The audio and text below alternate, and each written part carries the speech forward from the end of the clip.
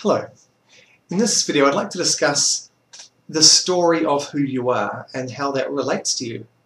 So everything that happened in your past and everything that you're setting out to do can be called the story of you.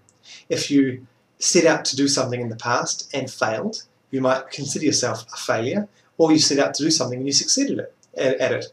So you call yourself a winner, or you've succeeded, you're victorious. And that's the story of who you are. You are a better person, or you're a worse person because of what your past, what your story is. And when you look at how false all that is, you stop setting out to do things to add to your story. And what I mean is, you are the experiencer. You're not the experience. All your stories, everything that happens to you is not you. They are the event. You're the experiencer of that event. So if I set out to play a game of tennis and I lose, I'm not the loser of tennis for the rest of my life.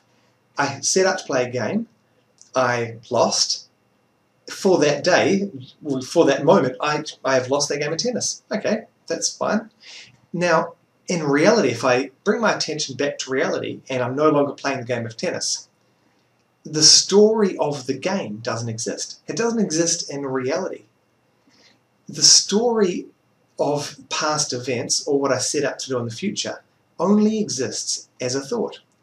And so many people see themselves as successful or a failure based on their story. They think the story is who they are, but it's not. If you bring your attention back to reality, you're you. There is no story to go with you. Any story you can tell is fictional.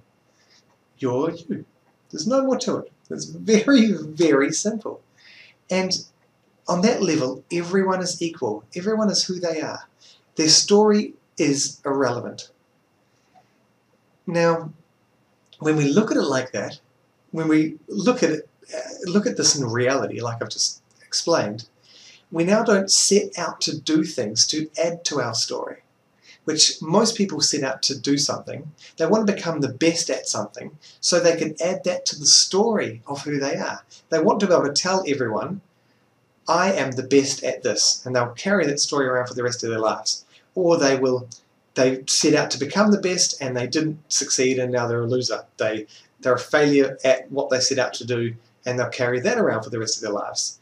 And they might be embarrassed to tell people that they set out to do something and failed, or they'll be very boastful whenever they're in a social situation. They'll be like, oh, I've got to tell you about this time I set out to do this thing and I succeeded. I'm the best person you'll ever meet because I am amazing. My story is the best story you'll ever hear. And that is who I am. But it's not. That's just a story. Without their attention in reality, keeping the story alive, if their attention is back in reality, there is no story, and all the victories and failures and experiences that they've had in their life are now just a memory of their experience. That's all. And that's what the future holds. If you set out to do something, don't do it to add to the story of who you are. Simply do it for the experience. There are some things you'll set out to do for survival. I need to go to work tomorrow to go and earn some money, and so I can eat and keep the roof over my head. But while I'm there, I can also just have the experience of being at work as well. I am not my job. I am not I'm not the clothes I wear. I'm not the position in the company. If I run a company and I'm a CEO, I am not a CEO. I temporarily fulfill the function within a company of CEO. That's not who I am. That's my temporary function. If I'm the janitor, I'm no better or worse than the CEO. My temporary function in this company is as the janitor. That's fine. We're all equal, and the story of who we are is not who we are. The story of who we are can ever explain is our experiences in life, but it doesn't explain us in our essence of who we are.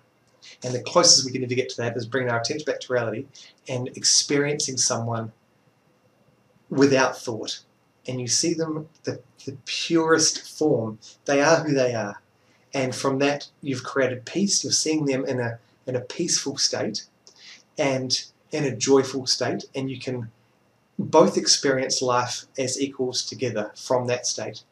If you're in thought judging them because their story doesn't match up to yours, then you start to live in a world of conflict and better and worse, and ultimately you're living in a world of frustration and unhappiness. So you are not your story.